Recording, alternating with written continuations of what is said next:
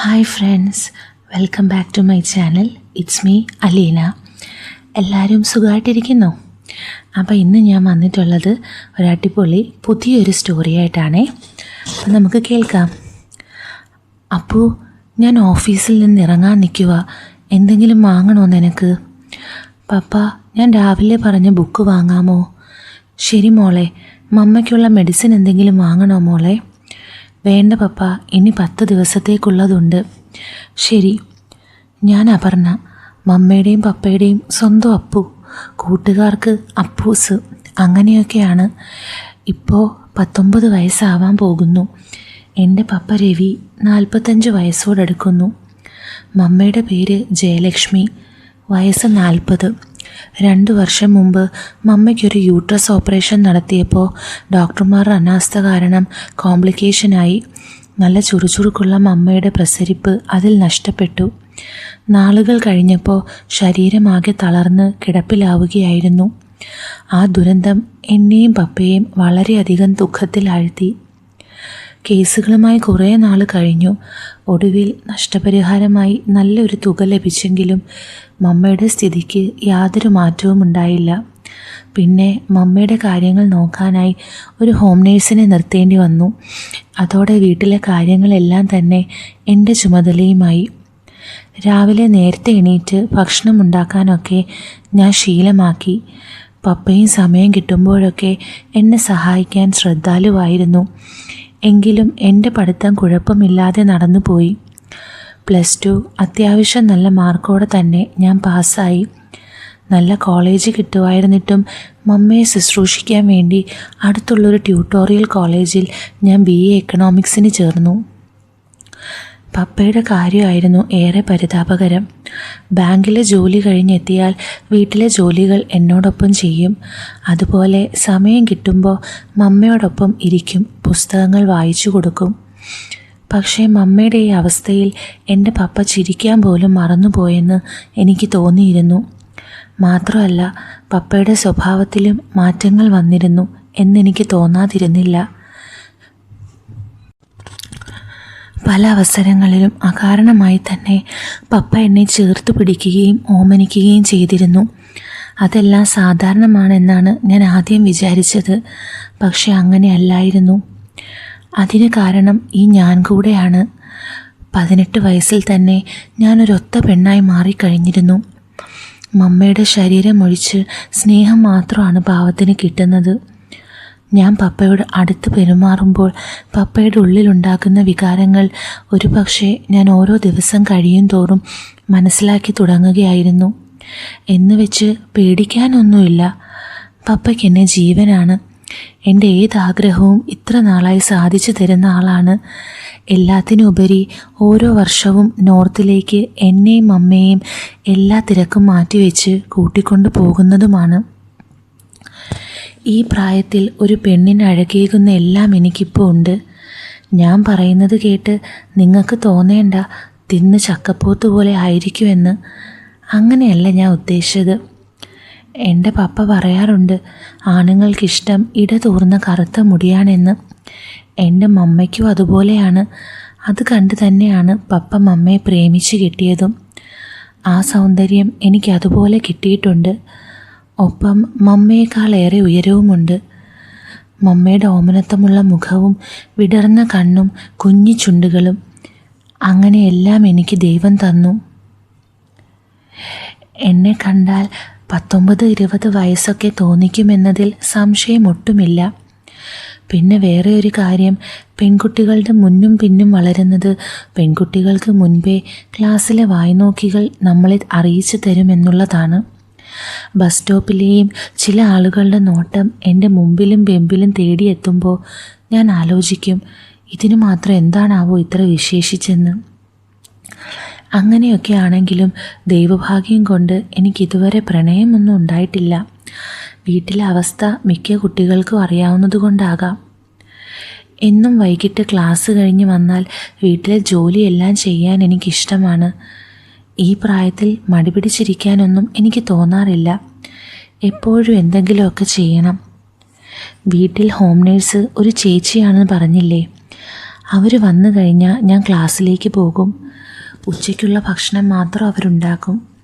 പിന്നെ മമ്മയ്ക്കുള്ള മരുന്നും സമയത്തിന് കൊടുക്കും. പിന്നെ എന്തെങ്കിലും ആവശ്യമുണ്ടെങ്കിൽ ഇഞ്ചക്ഷൻ എടുക്കാനൊക്കെ അവർക്കറിയാം. ഞാൻ രാവിലെ മമ്മയ്ക്കും പപ്പയ്ക്കും എനിക്കുമുള്ള പ്രാതൽ മാത്രം ഉണ്ടാക്കി 9 മണിയാകുമ്പോൾ ക്ലാസ്സിലേക്ക് പോകും. 5 മണിയൊക്കെ ആകുമ്പോഴേക്കും വീടെത്തും. പിന്നെ വീട്ടിലെ ജോലി കഴിഞ്ഞ് മമ്മയ്ക്ക് ഭക്ഷണവും മരുന്നും കൊടുത്ത് ഞാനും പപ്പയും TV കാണാൻ വേണ്ടിയിരിക്കും. 10:30 ആകുമ്പോൾ ഞങ്ങൾ ഉറങ്ങാൻ കിടക്കും. ഇതാണ് വീട്ടിലെ പതിവ്. സോഫയിൽ പപ്പയുടെ കൂടെ ഇരുന്ന് TV കാണുമ്പോൾ ഞാൻ ചിലപ്പോൾ പപ്പയുടെ തോളിൽ കിടന്നുറങ്ങിപ്പോകും. അപ്പോൾ പപ്പ എന്നെ എടുത്തോണ്ട് മുറിയിലേക്ക് കൊണ്ടുപോയി കിടത്തും. പപ്പയും ഞാനും മമ്മയുടെ ഈ അവസ്ഥയ്ക്ക് ശേഷം ഒന്നിച്ചാണ് കിടക്കുന്നത്. എനിക്ക് മുകളിൽ ഒരു മുറിയുണ്ട്. പക്ഷേ ഞാനിപ്പോൾ ആ മുറി പഠിക്കാൻ വേണ്ടി മാത്രമാണ് ഉപയോഗിക്കുന്നത്.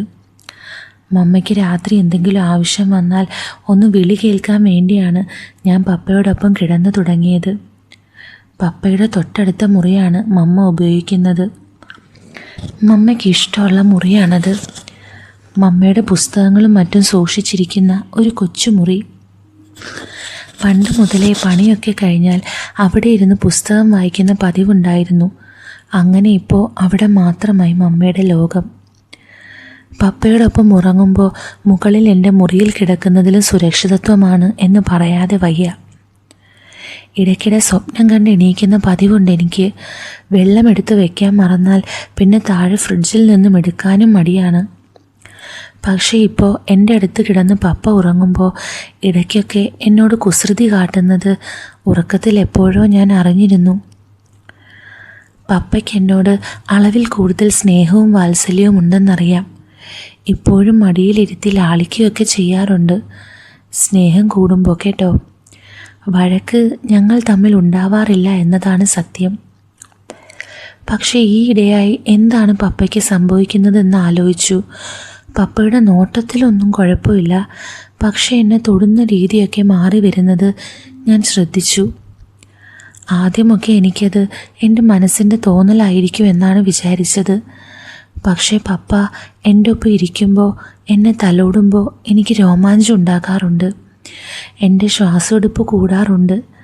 ഇതെല്ലാം എൻ്റെ ശരീരത്തിലെ മാറ്റങ്ങളാണോ എന്ന് വിചാരിച്ചു. ക്രമേണ അതങ്ങനെയല്ല എന്നെനിക്ക് ബോധ്യമായി.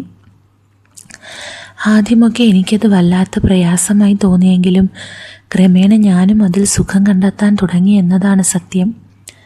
കാരണം വേറൊന്നുമല്ല, എൻ്റെ പപ്പ നെറ്റിയിൽ തലോടുന്നതും കവിളിലൊക്കെ ഉമ്മ വയ്ക്കുന്നതുമെല്ലാം എനിക്ക് പണ്ടേ ശീലമാണ് എന്നതുകൊണ്ട് തന്നെ. ഇപ്പോൾ കുറച്ചുകൂടെ തീവ്രമായി എന്നെ സ്നേഹിക്കാൻ പപ്പയ്ക്ക് കഴിയുന്നത് ഈ രീതിയിലായിപ്പോയത് എൻ്റെ പ്രായത്തിൻ്റെ കുഴപ്പം കൂടെ ആവാം. പിന്നെ ഈ കുടുംബത്തിൽ ഇപ്പോൾ ഞാനും പപ്പയും മാത്രമല്ലേ ഉള്ളൂ. മമ്മയുടെ ആരോഗ്യം തീരെ മോശമായി കൊണ്ടുവരികയാണ്. മമ്മ ചെയ്യാത്ത തെറ്റിൻ്റെ പേരിൽ ശിക്ഷ ഏറ്റുവാങ്ങുന്നത് എന്നെ ചിലപ്പോഴൊക്കെ ഈ ജീവിതം മടുപ്പിലേക്ക് എത്തിക്കാറുണ്ട്. പിന്നെ ഈയിടെ ഡോക്ടർ വീട്ടിലേക്ക് വന്നപ്പോൾ ഞങ്ങളോട് പറഞ്ഞു, മമ്മയ്ക്ക് വേണ്ടി പ്രാർത്ഥിക്കുക, മമ്മയെ വിഷമിപ്പിക്കുന്നതൊന്നും പറയാതിരിക്കുക എന്ന്. അതും കൂടെ ആയപ്പോൾ മമ്മയോടൊപ്പം ഞാനും പപ്പയും തനിച്ചാവുമല്ലോ എന്ന പേടി കാരണം ഞങ്ങൾക്കുറക്കവും നഷ്ടപ്പെട്ടു. പക്ഷേ പപ്പ വിഷമം ഉള്ളിൽ ഒതുക്കിക്കൊണ്ട് എന്നെയും മമ്മയെയും നല്ല പോലെ സ്നേഹിച്ചു പോന്നു. ഞാനും പപ്പയെ കണ്ട് വിഷമങ്ങൾ ഉള്ളിൽ ഒതുക്കാൻ പഠിച്ചു. ഇടയ്ക്ക് പപ്പ തനിച്ചിരിക്കുമ്പോൾ ഞാൻ കൂടെ ചെന്നിരിക്കും. പപ്പയുടെ തോളിൽ ചാഞ്ഞുകൊണ്ട് സംസാരിച്ചിരിക്കും. ഒരിക്കൽ ബാത്റൂമിൽ കുളി കഴിഞ്ഞ് തോർത്തുമ്പോൾ എൻ്റെ മേത്ത് ഒരു വലിയ എട്ടുകാലി ചാടി. ഞാൻ പേടിച്ച് നിലവിളിച്ച് പുറത്തേക്കോടി. പപ്പ അവിടേക്ക് ഓടി വന്ന് നോക്കി. പക്ഷേ പപ്പ എന്നെ ഒരു വട്ടം മാത്രം നോക്കിയിട്ട് ബെഡ്റൂമിൽ പോവാൻ പറഞ്ഞു. പപ്പ ബാത്റൂമിൽ ചെന്ന് ആ എട്ടുകാലിയെ കൊന്ന് പുറത്തേക്കിട്ടു. പക്ഷേ ഞാൻ ക്ലാസ്സിലിരിക്കുമ്പോൾ അത് മാത്രമായിരുന്നു എൻ്റെ മനസ്സിൽ. പപ്പ എന്ത് വിചാരിച്ച് കാണും? ആരെയും കാണിക്കാതെ ഒളിപ്പിച്ചു വെച്ച ചന്തം. പക്ഷേ പപ്പയല്ലേ ജനിച്ചപ്പോൾ മുതൽ കാണുന്നതല്ലേ. ഇപ്പോൾ കുറച്ച് കൂടുതൽ വളർന്നു, അത്രയല്ലേ ഉള്ളൂ. പ്രത്യേകിച്ച് എന്ത് തോന്നാൻ എന്ന് ഞാൻ തന്നെ എൻ്റെ മനസ്സിനെ പഠിപ്പിച്ചു. ആ ഞായറാഴ്ച വൈകിട്ട് വീടിൻ്റെ പിറകിൽ ഡ്രസ്സ് അലക്കുമ്പോൾ പപ്പയുടെ ഡ്രസ്സ് പപ്പ തന്നെ അലക്കിക്കോളാമെന്ന് പറഞ്ഞപ്പോൾ ഞാൻ സമ്മതിച്ചില്ല. പക്ഷേ പപ്പ എൻ്റെ പിറകിൽ നിന്നും ചേർന്ന് തുണിയെടുത്തു. അപ്പോഴാണ് ഞാനത് ശ്രദ്ധിച്ചത്, എന്നോട് ചേർന്ന് നിന്ന് തുണി പിടിച്ച് വാങ്ങുന്നത്. പക്ഷേ ആദ്യം ആ തിടുക്കത്തിൽ ഞാൻ ശ്രദ്ധിച്ചില്ലെങ്കിലും പിന്നീട് ഇതുപോലെ വീണ്ടും നടന്നപ്പോൾ എനിക്കത് മനസ്സിലായി. മനഃപൂർവ്വം എൻ്റെ മേലെ മുട്ടിയുരുമാനുള്ള അവസരം എൻ്റെ പപ്പ ഉണ്ടാക്കുകയാണെന്ന്. പക്ഷേ ഞാനതറിഞ്ഞ് പപ്പയോട് നിൽക്കാൻ തുടങ്ങിയപ്പോൾ ചില അവസരങ്ങൾ പപ്പയ്ക്ക് നഷ്ടപ്പെട്ടു. അതുമാത്രമല്ല, പിന്നെ എന്തെങ്കിലും ആവശ്യത്തിനായി ഞാൻ കുനിയുമ്പോൾ പപ്പയുടെ കണ്ണുകൾ എൻ്റെ നേർക്ക് ചാട്ടുളി പോലെ പോകുന്നത് ഞാൻ കാണുമെങ്കിലും കാണാത്ത പോലെ ഭാവിച്ചു. പപ്പയുടെ ഈ പ്രവൃത്തികളിൽ എനിക്ക് ചെറിയ പേടിയുണ്ടായിരുന്നു. ആരോടെങ്കിലും പറയണോ എന്ന് വിചാരിക്കുമ്പോൾ അമ്മയ്ക്ക് എന്തെങ്കിലും സംഭവിച്ചാൽ ഇനി ജീവിക്കേണ്ടത് ഞാനും പപ്പയും തനിച്ചാണ്. അതോർത്തുകൊണ്ട് ഞാൻ ആരോടും മിണ്ടിയില്ല. പക്ഷേ പപ്പയോട് ഞാൻ ഒരു പരിധിവരെ അകന്നു നിൽക്കുന്നത് പപ്പയുടെ മനസ്സിനെയും ബാധിക്കുന്നതായാണ് എനിക്ക് മനസ്സിലായത്.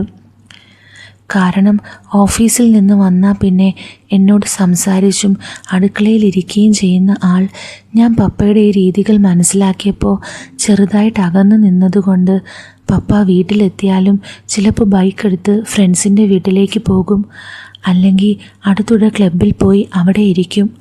പിന്നെ കഴിക്കാനാവുമ്പോൾ വീട്ടിലെത്തും. അതായി പപ്പയുടെ ശീലം. അതും ഞാൻ കാരണമാണെന്ന് ആലോചിച്ചപ്പോൾ എനിക്കും പഠിക്കാനോ ഉറങ്ങാനോ കഴിഞ്ഞില്ല. മാത്രമല്ല, പപ്പ ഇപ്പോൾ എന്നെ നോക്കുന്നതും തൊടുന്നതും പോലും കുറഞ്ഞു. മമ്മയുടെ കാര്യങ്ങളിലും പപ്പയുടെ ശ്രദ്ധ കുറഞ്ഞുവെന്ന് വേണം പറയാൻ. ആകെപ്പാടെ ഒരു വല്ലായ്മ. ഒരു രാത്രി ഭക്ഷണം കഴിക്കുമ്പോൾ പപ്പ ഒന്നും മിണ്ടാതെ കഴിച്ചെണീറ്റു. ഞാൻ ആകെ തകർന്നു പോയി. പപ്പയോടൊപ്പം കിടക്കുമ്പോൾ ചരിഞ്ഞു കിടന്നുകൊണ്ട് ഞാൻ ഒത്തിരി കരഞ്ഞു. കണ്ണീരിൽ കുതിർന്ന ബെഡ്ഷീറ്റുമായി എൻ്റെ ഏകാന്തമായ രാത്രികളെ ഞാൻ അനുഭവിച്ചു തീർത്തു. സീരീസ് എക്സാമിന് പഠിക്കാനിരിക്കുമ്പോഴും എൻ്റെ മനസ്സിൽ ഇതേ ചിന്തയായിരുന്നു. ഞാൻ ഒടുവിൽ എൻ്റെ പപ്പയ്ക്കായി ഒരു വഴി തിരഞ്ഞെടുത്തു. പിന്നെ എനിക്ക് കരച്ചിൽ വരുന്നത് നിന്നു.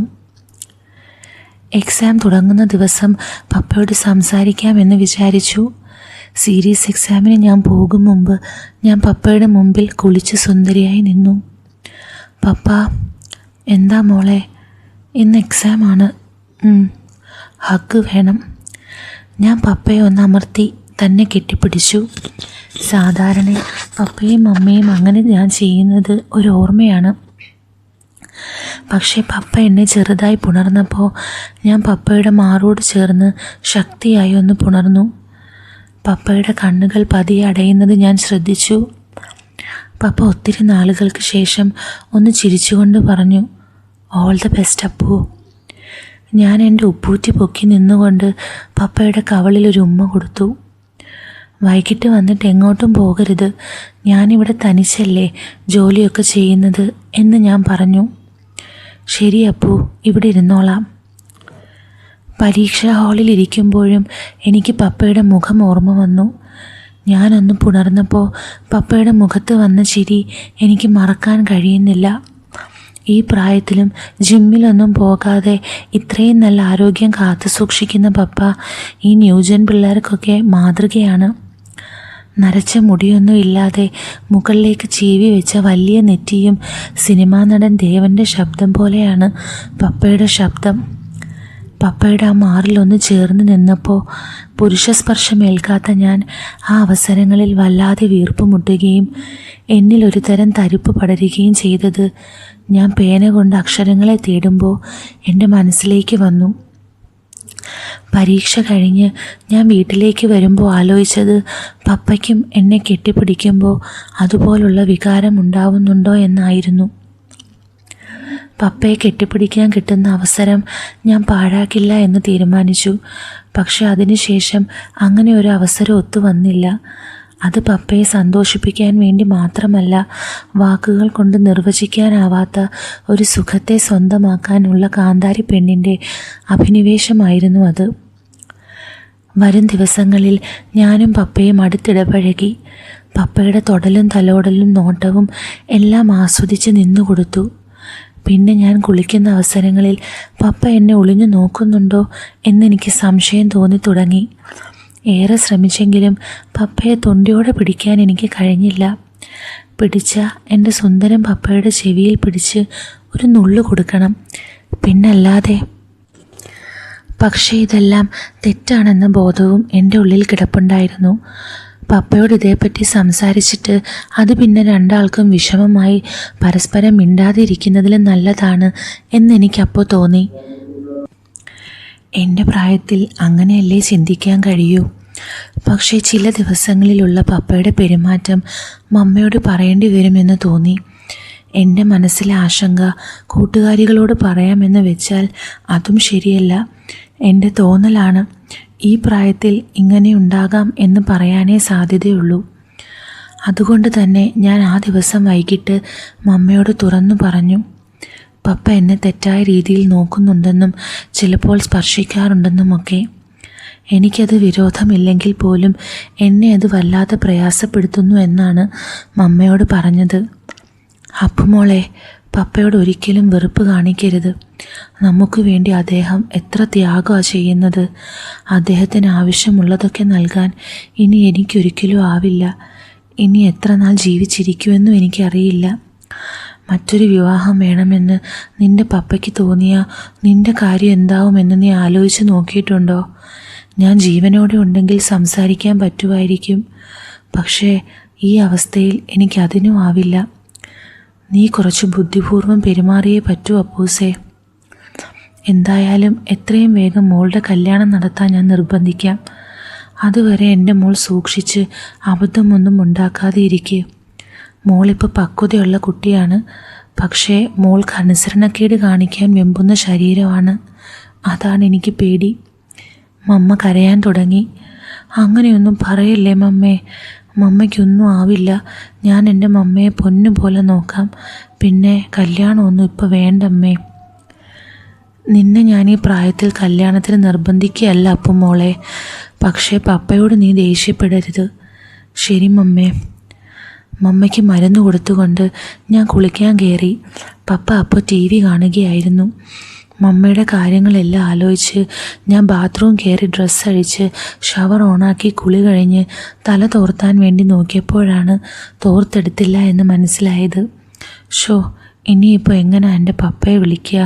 പപ്പയ്ക്ക് വേണ്ടാത്തതൊക്കെ തോന്നാനുള്ള അവസരം ഞാനായി ഉണ്ടാക്കി കൊടുത്തതുപോലാകും. ഞാൻ എൻ്റെ മുഷിഞ്ഞ ഡ്രസ്സ് കൊണ്ട് തന്നെ തല തോർത്തി. പക്ഷേ വെള്ളം ശരിക്കും പോയില്ല. ഞാൻ ആ നനഞ്ഞ ഡ്രസ്സും ഇട്ട് പപ്പയുടെ മുന്നിലൂടെ തന്നെ മുറിയിലേക്ക് നടന്നു. പപ്പ എൻ്റെ കറുകറുത്ത നീളൻ കൂന്തലിൽ നിന്നും ഒറ്റുന്ന വെള്ളം നോക്കുകയാണെന്ന് മനസ്സിലായി. എൻ്റെ നനഞ്ഞൊട്ടിയ രൂപം എൻ്റെ പപ്പയെ ഹാലിളക്കുന്നുണ്ടാവും എന്ന് ഞാൻ മനസ്സിലാക്കി. അപ്പം നമ്മുടെ ഈ സ്റ്റോറിയുടെ ബാക്കി പോർഷൻ നമ്മുടെ ടെലഗ്രാമിലുള്ള നമ്മുടെ സ്പെഷ്യൽ ചാനലില്ലേ, ആ സ്പെഷ്യൽ ചാനലിലായിരിക്കും ഞാൻ ഇടുന്നത്. അപ്പോൾ ആ ചാനലിൽ ജോയിൻ ചെയ്തിട്ടില്ലാത്തവർക്ക് ലിങ്ക് ഞാൻ കൊടുത്തേക്കാം. അപ്പോൾ ഇതിൻ്റെ ബാക്കി അവിടെ കേട്ടിട്ട് കഥ ഇഷ്ടപ്പെട്ടോ ഇല്ലയോ എന്ന് പറയണേ. അപ്പോൾ നമുക്ക് വീണ്ടും കാണാം. With love, Aleena.